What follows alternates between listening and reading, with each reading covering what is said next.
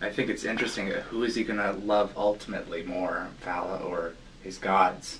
You know, you can see that struggle when you're on the Ara. Yeah. And he decides, okay, I'm going to go and get her off that. Yeah. Despite what the administrator does. Yeah, and I think that we've done a couple of scenes and the dynamic's really interesting because they function like a normal couple.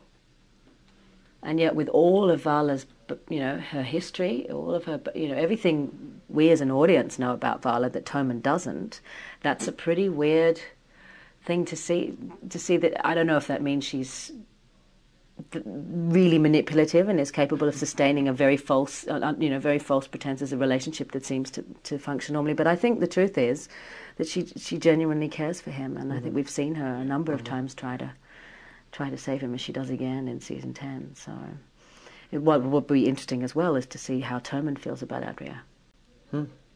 Oh, wouldn't that be? Yeah. Do I? Yeah. Do I discipline you or do I? Yeah. You? Yeah. So there's some excellent conflicts, ahead. Wow.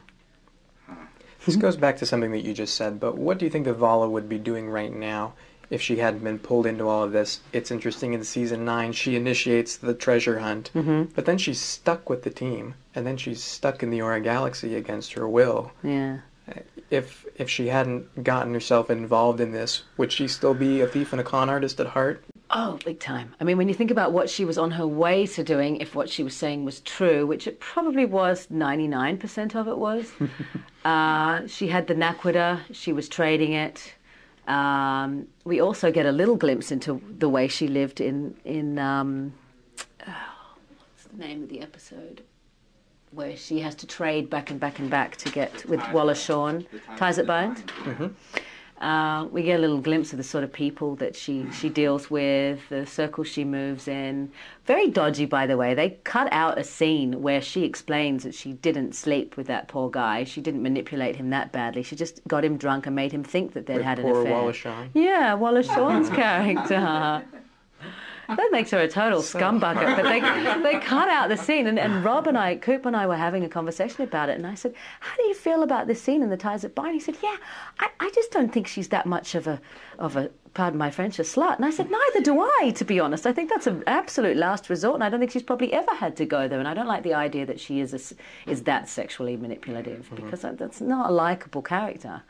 And while I'm not striving to play someone who's, entirely likable, it's great to play someone who's flawed, but everyone has to have redeeming qualities, and I think that's kind of the lowest of the low, really. You disconnect the audience from her. I think so. There are certain boundaries that you shouldn't cross. I agree.